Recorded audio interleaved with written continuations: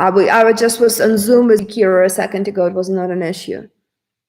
Oh, there you go. We are live. Okay, awesome. Do you guys see me? Hi. So welcome everyone. If you are here, apologies for a few seconds in delay. As all of us are working from home, it's very difficult to sometimes to align all the technology to make it work all at the same time. So I'm really grateful for your patience, and I am here to answer any of your questions that you might have. For those of you who do not know me, my name is Oksana Malysheva. I am during the day, I'm a managing partner at Sputnik ATX. I am a venture capitalist, I'm an investor, I'm an entrepreneur. When I come home, I'm also a mom to 2 amazing kids. So for those of us who are right now struggling with managing school and managing kids and all of the other things that normally do not fall during your daytime, I actually live that life as well. And I am here to be of service to you in this very, very challenging time that all of us are living together. So I'm trying to see if there are any questions, and people who are joining, just please write questions for me if you want me to tackle anything.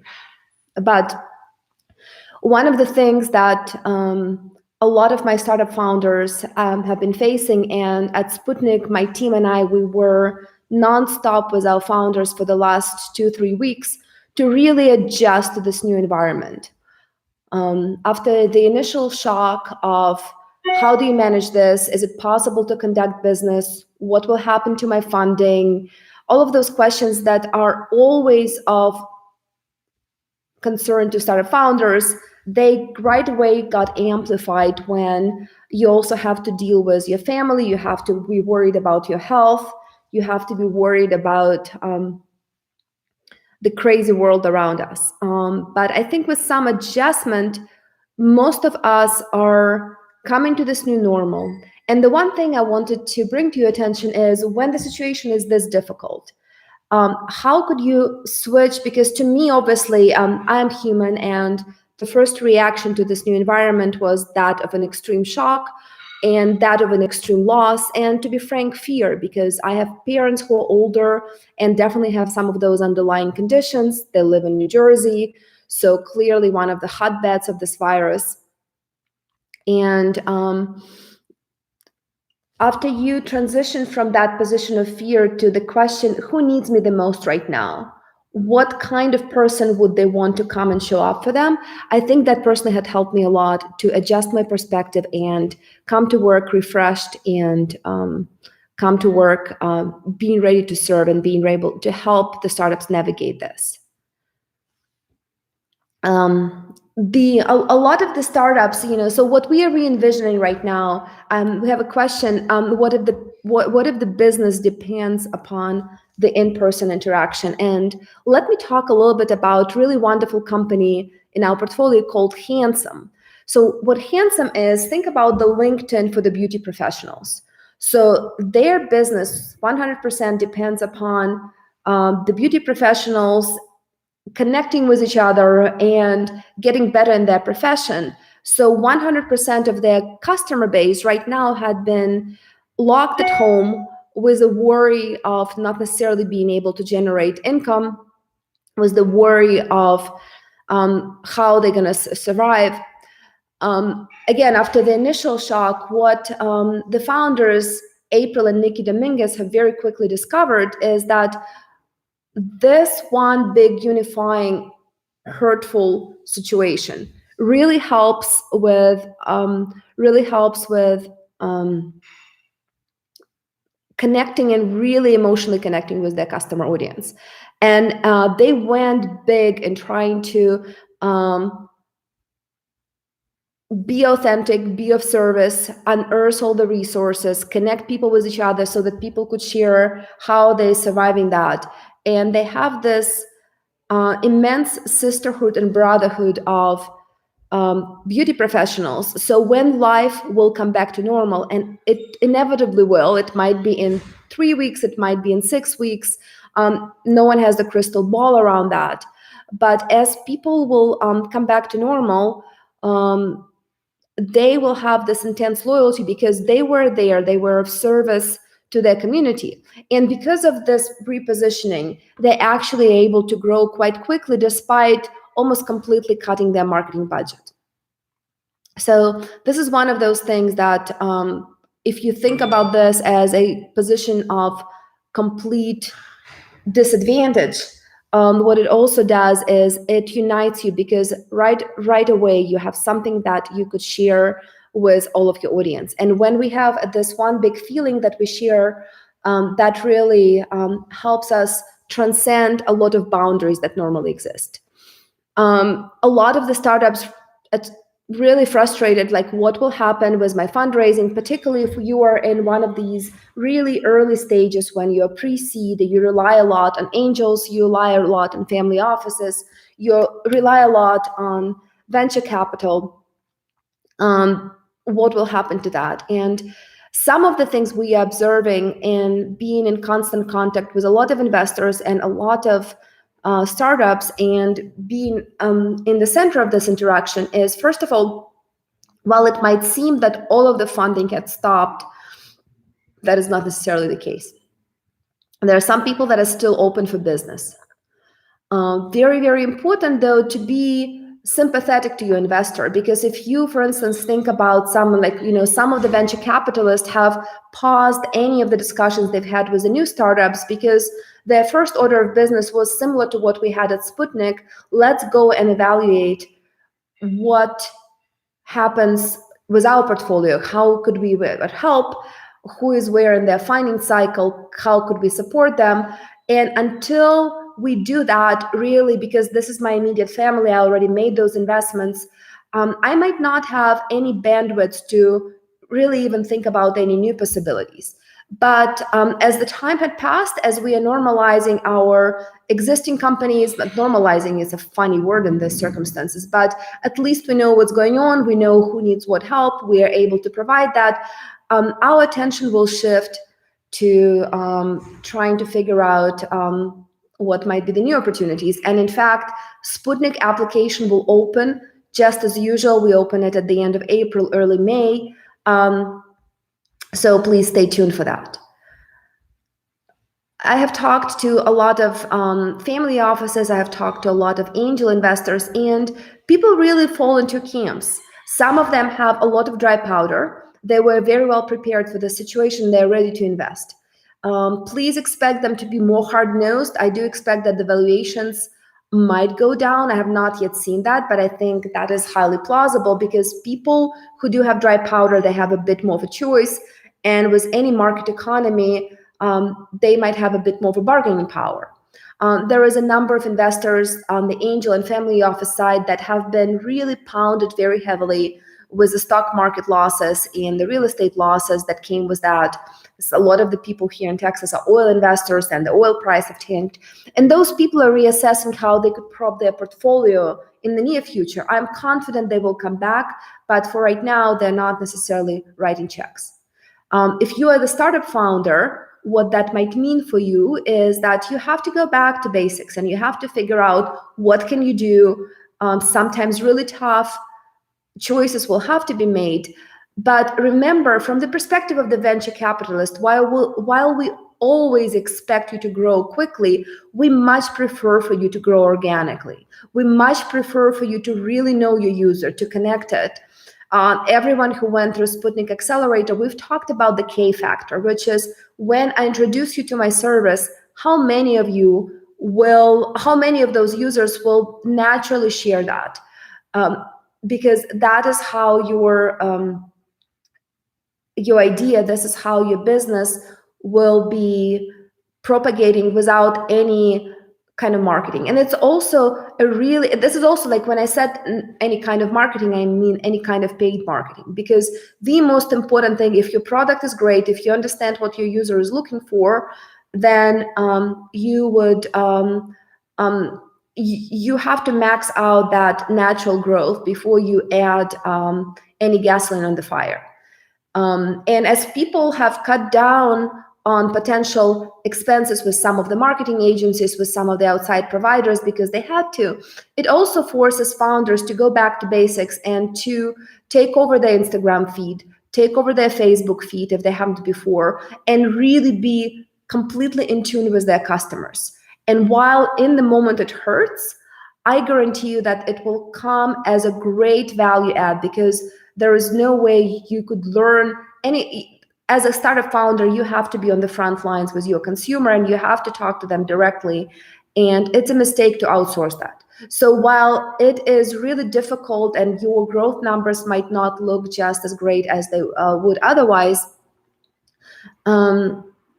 this might lead to opportunity. We have some other startups that were forced to tweak their business model and maybe give away certain services for free in the first months. And as such,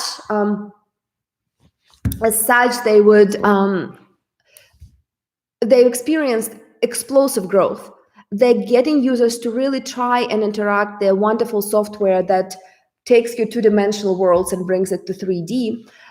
When they do that, we're very hopeful, and so are they, that those users will stick with them and convert to software as a service model. I think that might be good for their business down the road. And they were, congratulations if you guys are here, ModTech Labs, were the winner of the infamous traction horse that signifies the company that grew the most. So this is one of the examples. So sometimes that pivot could lead you to discovery to the business model that you would have not gone otherwise. Let me take a breather. Let me take a sip of tea here. And if there are any questions that people are asking, I want to spend a moment to talk about those startup entrepreneurs who are also parents, with a specific empathy. And my heart goes out to all of the women out there, because in any kind of perturbation like this, we take the lion's share of stress. And as many of you are discovering, life of the startup entrepreneur is full to the brim, and you are working long days. Your weekdays and your weekends are blurred. But right now, on top of all of that, because no one have taken anything off that to-do list, you're also homeschooling your kids. You're also a catering service. You're also the entertainment. If you're working from home, you're also your own IT. And those things could pile up and they could build up to a stress. So I want to make sure that for those of you who experiences that, the first thing is really, while this might seem wasteful, find at least 10 minutes that are completely your own and completely something that you control. For me personally, I perform at my best when I take a few moments in the morning to really journal, to think about what is my intention for the day, what am I grateful for. As trivial and well repeated those words of wisdom are, they truly work. And often they don't work overnight. Often this is something that as you work, you would see the effect of this over the course of a couple of days. I have a question. Let me read it. How might you approach user traction for an MVP when tech-enabled health and wellness startup? It's dangerous to go the freemium route with soon to be more crowded market for telehealth. I think I am personally a really big believer in try before you buy circumstances. When you're asking someone, because as a startup founder, when you're introducing a new product and service, particularly in the area that touches someone's health, it is very intimate and it's a big risk for someone to go and try that.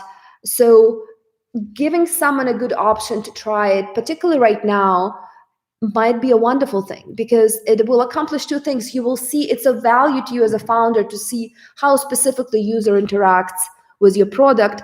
It's also, you see all the companies going out of their way to be of service to their community. And how you couch that, because it could be free 30 days. Your product could be a freemium while you're on the lockdown with a complete ability to cancel that. And you might budget it, you might present your offer in such a way that people will have to actively disconnect from you if this is no longer needed. What we are discovering very much, and some of this is covered in Sputnik curriculum, behavioral economics, how you present choices to people, and that really goes really well for freemium. How you present those choices is a really big deal, and it will affect how people will behave.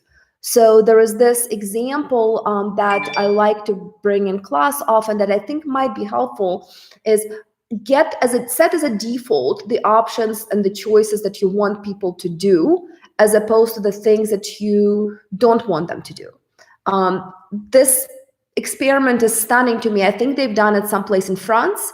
It was the equivalent of DMV, and people were asked to for 1 month with exact statistics, people were given a form where they were asked whether they want to be a donor or not, and the option that was pre-selected for them was that they did not want to be a donor.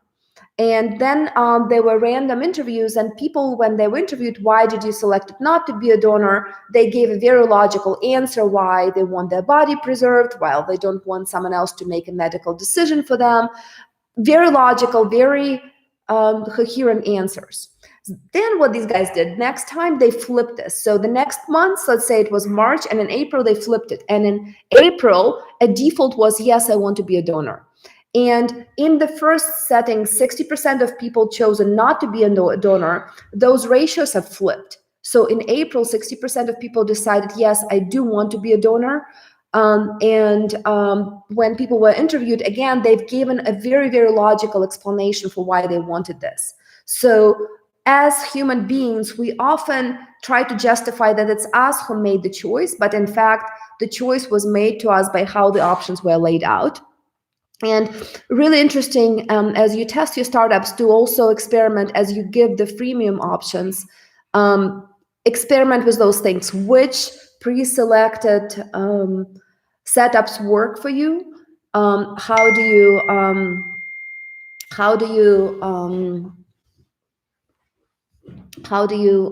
get to that? This could be super useful.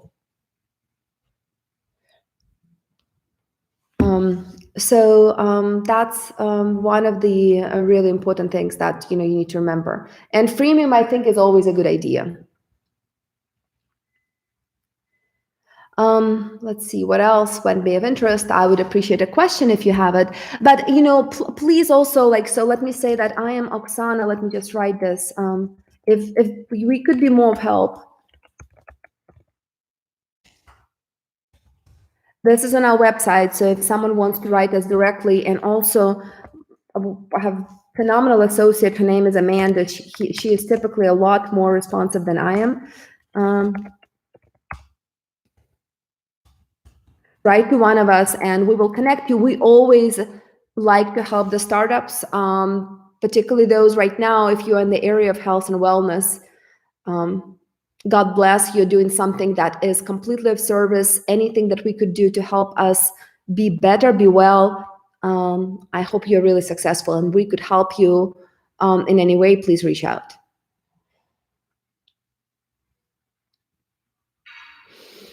Let me take a sip of... All right, so there's one more question. Let me take a second to read it.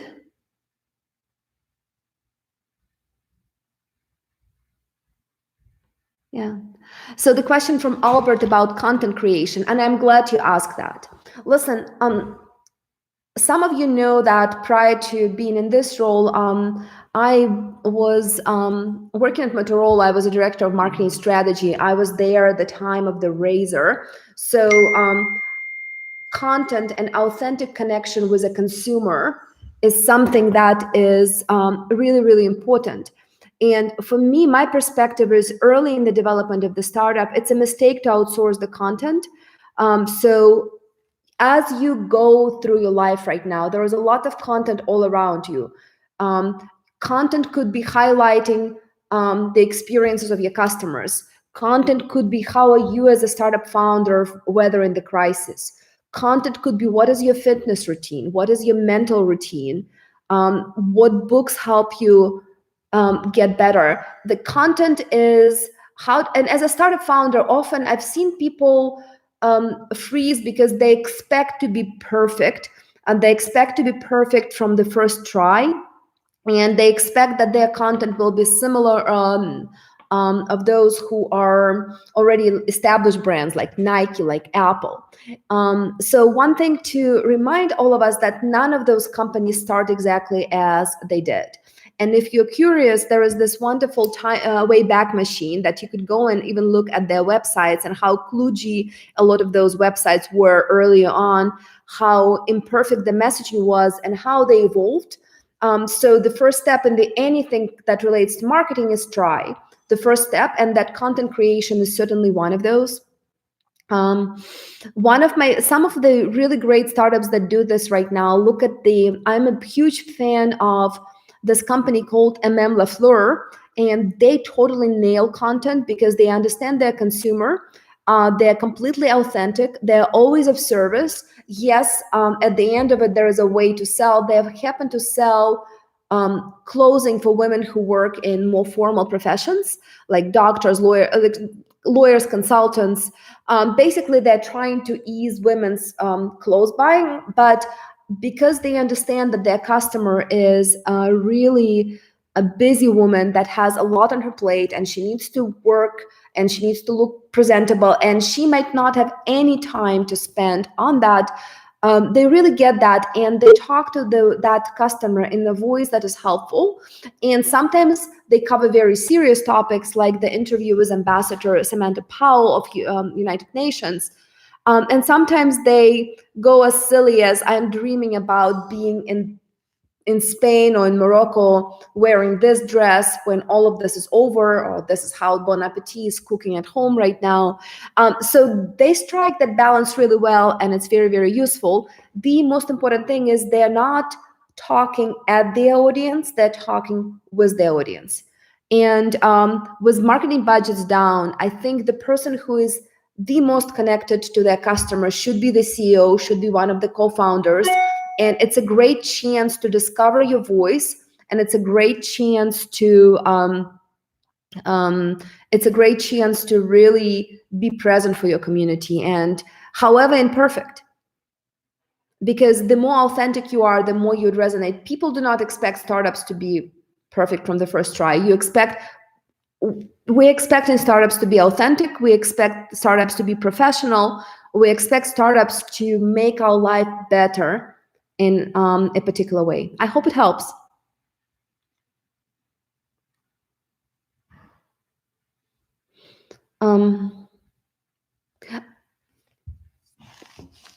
Thank you, I appreciate it. One thing that you might be discovering, I do not know if in the audience we have people who already are startup founders. I know that a lot of people ended up being locked up at home, and many companies have furloughed their employees. So this could be one of those opportunities where if you always thought about starting your own business, you actually have, ironically, a bit of an extra time that normally you would spend commuting, normally you would spend going to the grocery store, which is happening a lot less often right now. So all of a sudden you have this pocket of free time. And it's interesting to try to figure out what were the things that you always wanted to learn about yourself, about a particular subject. It might be also the right time for you to think about, maybe this is the universe's way of helping you switch a perspective and become like really pursue that idea that you always thought about, because you have some extra time to explore this.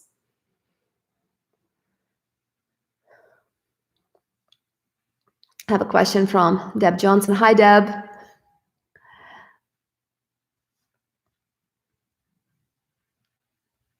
Get in touch with a new startup. The question is, how can a great leader get in touch with a new startup, we are always looking for those mentors at Sputnik. So like write me an email, Oksana at sputnikatx.com. Let's just scroll up a little bit higher there. Good help and good advice is always needed. If someone has a really more traditional corporate experience, it's very interesting that you have to you have a lot of value to add to a startup. You might be ready to start the startup or your own side hustle, and this might be a good time. Like you're locked in, there is nothing else to do. Let's get it done. But there could be someone who looks a lot like you maybe 20 years ago, and you're an experienced leader. You've learned something about yourself. You've learned something about how to create change, and this would be a phenomenal time to reach out. I think if you are not in the, at Sputnik, we generally focus more in Texas. For someone who is not in Texas, maybe California would be a great space. If you look up angel organizations, if you look up, there are like a lot of startups, there are meetups, and all of them right now are operating virtually. So please visit, and please offer being of service, and be very clear about what is your time commitment, what expertise do you have to offer. And I think that could be really great, because sales, like all the startups, like a lot of startups start as people who know how to create something. In case of Sputnik, we lovingly call them nerds, which is I am a self-assigned nerd myself. We like going deep into technical detail, going deep into training and creation. Often those people need help in how do you communicate that to the outside world? How do you really articulate the value proposition? How do you go about sales? As simple as that might be, and every startup founder should be really selling. This is not something that is easily, for some people it's more difficult, and I think having a great leader, having a great mentor to help through that, break through that stalemate would be really of great help.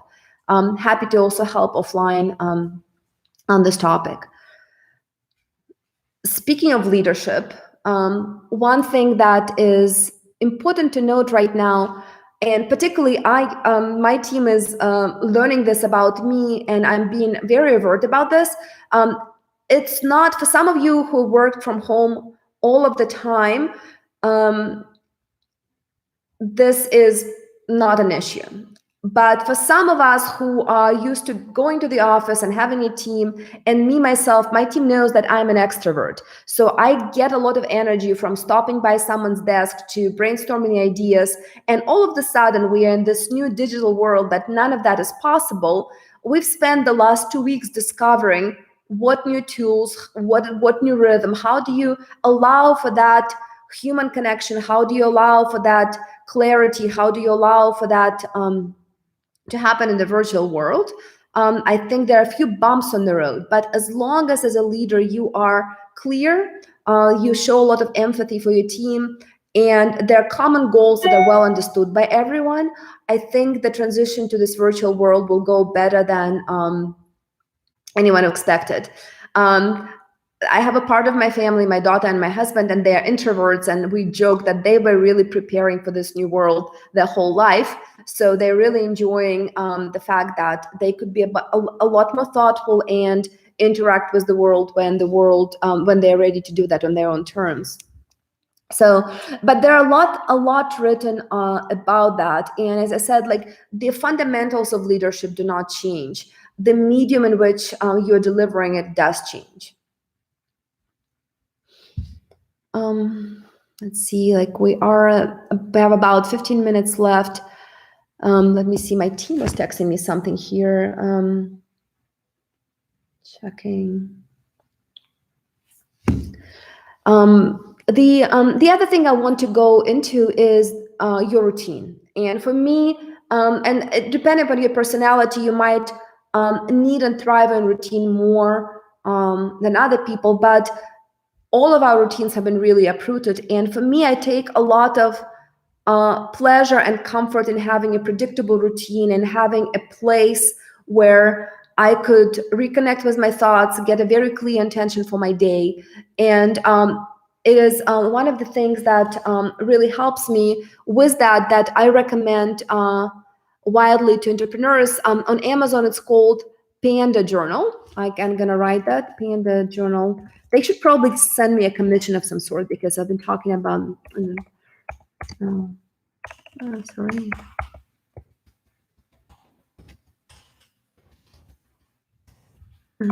I love this tool in terms of helping establish a little moment of Zen, and also just be merciful with yourself, because for all of us, we're gonna have perspective. There will be a position when we are completely on top of our game, when we really understand, we lead, and there will be moments when we freak out, and it happens for everyone. We are I'm yet to meet a perfect individual that is completely calm and has just the right response.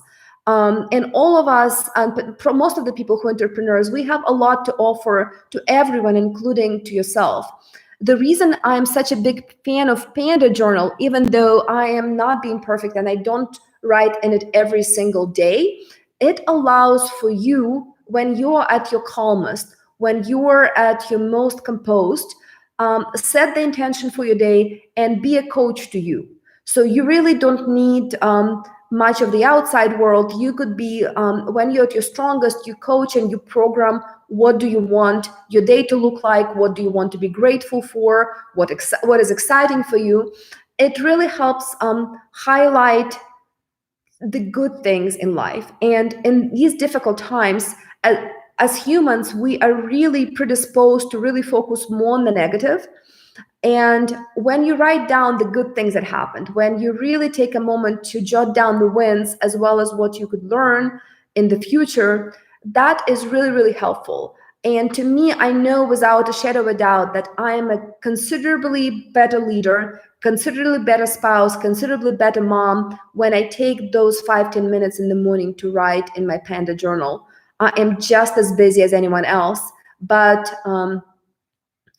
this is such a quick tool. Be merciful. You're not going to be at 100% all of the time. Be merciful with your team, but also be merciful with yourself. But if you stick to things that you all know deep in your heart, who are the people that are supportive of you? Who are the friends that could elevate you when you feel down? What are the tools that are useful to you when you do that? Panda Journal is one of those big tools for me. Another big tool for me is walking and listening to a podcast. And I was particularly fond of, let me just say like this, the podcast is called The Happiness Lab on podcast. This had been amazing. And also this guy, I hope I spell him correctly, amazing performance coach.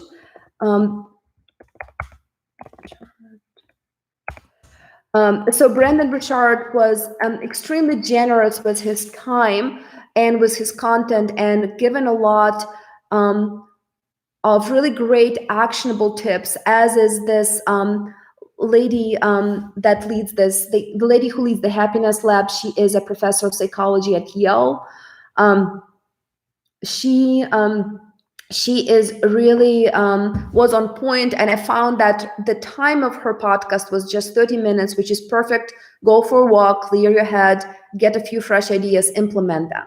So from the Happiness Lab, I particularly like the idea of, imagine that you go into a time travel. Because all of us will learn something. All of us will discover who our true friends are, who we are in this time of crisis, and some certain level of appreciation. So for a really good tip is, imagine that you 5 years from now, so we in 2020, so let's say you in 2025 are writing back to yourself in this moment to really tell you, Oksana, I'm so glad that you've learned the value of outreach to people that haven't talked in a while. Oksana, I'm so happy that you remembered that it is your job to be of service to your team and your community in the time of crisis, or whatever other little things. Because, for instance, as much as it feels constrained to be at home, I really cherish extra time and extra conversation with my kids and my husband, and us spending more meals together. It might be silly, but in our busy lives, we did not allow enough of that time. So we are really taking that opportunity. And also made me think back, because some of you know that when I was 14 or 15, something in that arena, I was a kid who lived in Kiev, Ukraine at the time of Chernobyl. And so just as right now in Austin, Texas, the weather is so amazingly beautiful, the weather is great, all of this beauty is really in sharp contrast with really big disaster that everyone around you is dealing. And I remember in Kiev at the time, was all of the beauty, the air outside was radioactive. So you were not supposed to go outside because it was really difficult for you. And as silly it might be, right now with all of this craziness, I am really thrilled that I could step outside and breathe.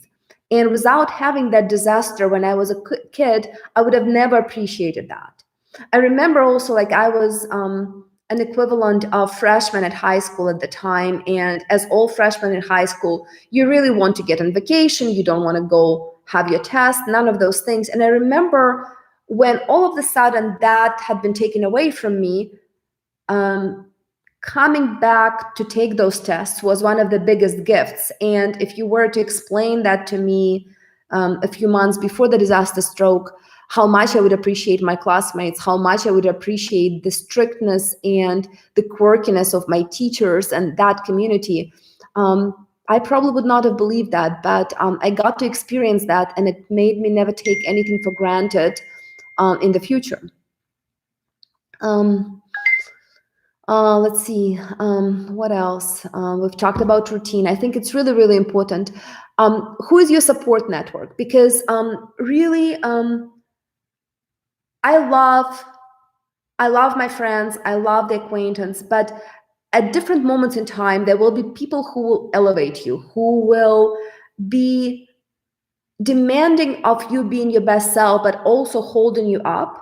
And it's important you identify who those people are and surround yourself with those, reach out to them, spend more time with them, because there is the saying, you're an average of 5 people you spend the most time with.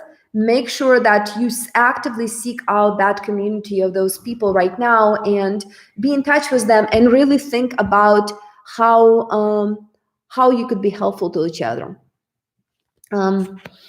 Let's see, I brought some books. I do not know if you guys could see this.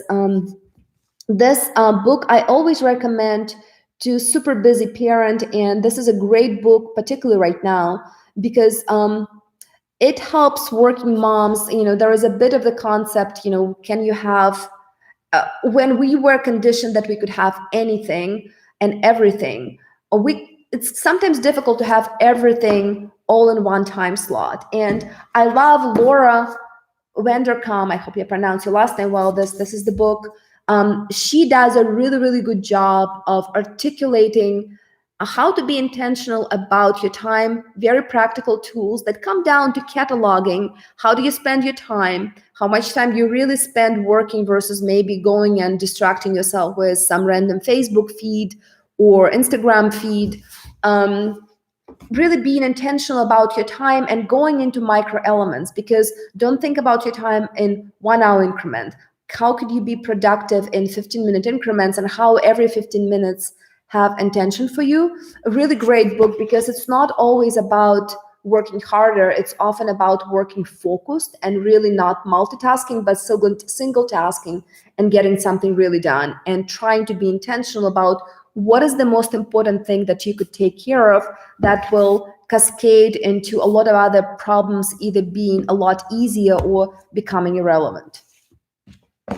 I thought that I just share that book. One book that we always recommend, remember we've talked, taking this time to talk to your customers more. One of those books that we always recommend at Sputnik, the book is called The Mom Test.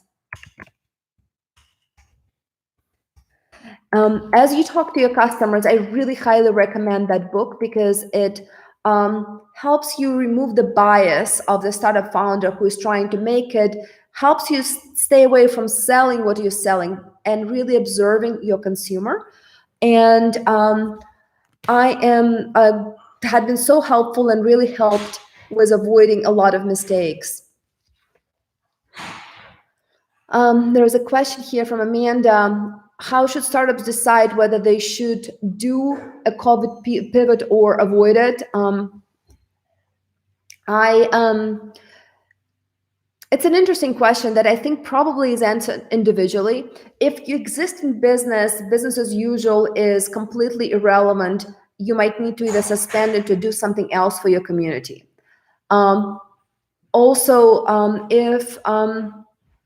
If you possess something that in the time of COVID could be of service to someone, I think it's your duty to offer this to your audience in one way or the other.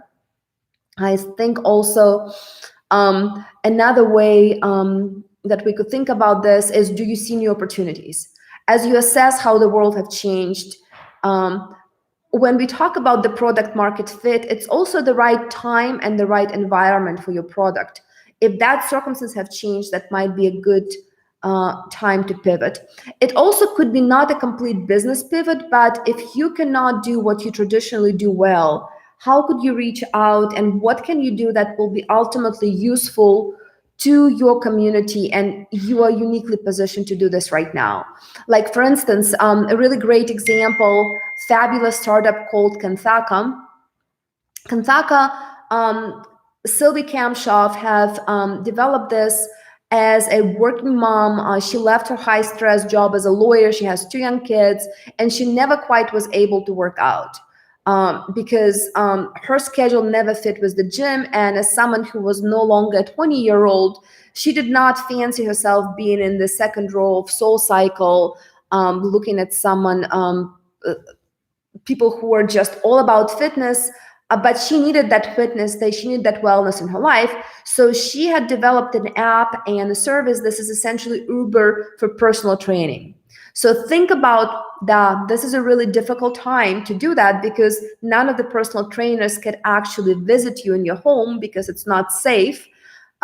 She had a really great start and really loyal customer base. A lot of your customer base were women like myself, 40 plus. We have resources. We want to invest in our wellness. We want to do it in our own terms, in our own homes. That is no longer possible. So right now, her app had converted where she worked really hard with the developers to make the live streaming possible. I think it's coming up any moment now. And in the meantime, she was of service to her community by offering a lot of live streaming videos. So she's done a live streaming video on Facebook and on Instagram from the perspective of the working professionals who could take that half an hour maybe to do some stretches that will help you come back re-energized. She's done several mommy and me yoga sessions. If you have those young kids at home and they need to work off some energy and the weather might not be cooperating to do that outside, you could do it inside where both mom and a kid will get some rest and get some respite from the stresses of the day-to-day life. So that was a great example of her original premise was no longer possible. So she had changed that to something that is completely different. And she is gaining traction. She's learning about her consumers. And she also discovered new segments that might need that in person on Saturday at home, virtual with the same person while on the road on an assignment.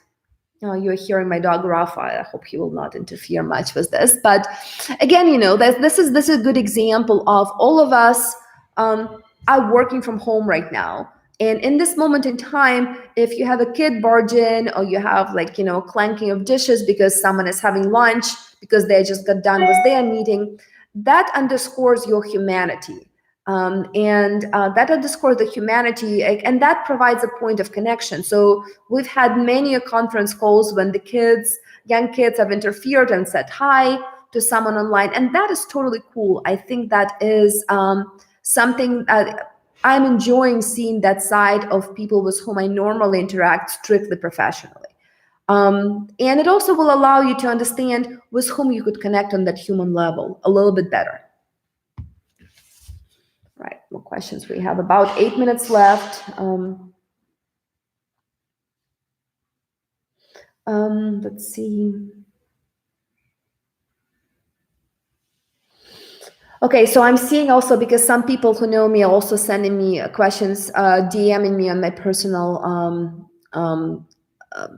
Twitter and Instagram. So one more question I have is interacting with investors. What are the new norms?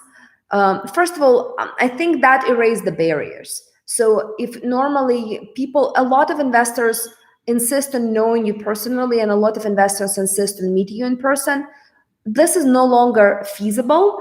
And a lot of people are adjusting, and we are discovering the new ways to get to know about the founder. So it erased the barriers. If normally you could meet in person or meet on Zoom with only people that are in your immediate geography, the whole world had opened up. So be bold, be polite, do your research, and try to connect with people regardless of where they are right now. As always, and we've written a lot at Sputnik ATX, if you look at our website, we've written a lot about how to interact with the investor and how to approach them. The best way is try to network with someone who we've invested in. We really love the founders that we invested in, and we always look at the people that they recommend first before we look at the cold emails, and that is the case with most of the venture capitalists I know. If you could get a referral with from another VC with whom we have co-invested before, you're maybe one of those deals, that is really great. But don't underestimate really humanly connecting, really researching what do we like to invest, why do we like to invest in, and connect with us on that level. Try to get to some of the people that we work with, and in some instances, Joe and I often answer to a really good personal note on either LinkedIn or on email, because someone took time to research what we care about, someone has something to offer, someone maybe have a great sense of humor. And conversely, if I see that that's a canned email that have been sent to at least 50 other VCs like myself, I have other things to do. I have people that are, my time is valuable, and I will probably ignore those. So invest in a relationship with VCs at all times, but specifically at this point in time as well. Let me take a sip of my tea.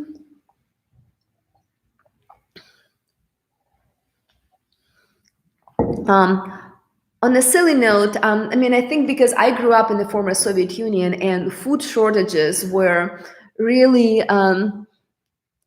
prevalent at all times. And my mom and I were talking on FaceTime the other day, and we were joking that, again, we are so well prepared for this in terms of doing the pantry cooking, because when I first moved to the United States, it was completely surprising to me that the cookbooks existed. And the cookbooks, you have this complicated list of ingredients, and you go to supermarket and you could actually find everything on that list. That to me was shocking, because the way cooking was back home is basically what's in the pantry, what's in the fridge. Let's try to figure out what can you do with that. So maybe at some point we'll talk to my team. Maybe we'll do some good exchanges on what are you cooking? How do you use food to nourish yourself in this time? How do you connect with people through food? Have you tried have you had lunch via Zoom? I know at Sputnik, I really enjoyed last Friday, we did a quarantine hour where a lot of us got together on Zoom, and we had a drink of choice and just a good laugh. And we goofed around about various funny Zoom backgrounds, various faux pas that all of us have inevitably experienced as we adjusted to going virtual. And I do encourage you, while interaction is different, I think a lot of new ideas and a lot of new ways of using the existing technology will come out of this together but apart scenario. The one thing I personally really enjoyed is in erasing the barriers. I've had a lot of drinks with the girlfriends, virtual drinks with the girlfriends who live in Europe right now, because it's the same as having a virtual drink with the girlfriend who lives in Austin. Dab is enjoying a lot of pasta. It's so funny. Yeah, like I love pasta, good pasta. We had a lot of that in my house. Had lasagna for dinner yesterday, which was so yummy. Probably will have to go for that extra bike ride, but well, it's all good. It's just joy in life. You know, it's also like, how do you zoom in what's joyful for you in life? And really, because it's often not the big things, it's often the little things. Another thing that I always was a really big fan of that, but in this particular time, really big fan of Peloton. So happy that it was the gift I got myself for my birthday 2 years ago, and it was so well used because it allows me to go and work out for 15-20 minutes. I really, really enjoy their app with other workouts they've added. I don't know whether this might be the good fit for some of you guys. I know they are no longer shipping because the demand spiked up when everyone went in quarantine, but the app is amazing for runs and for yoga and for strength training, and particularly like this instructor.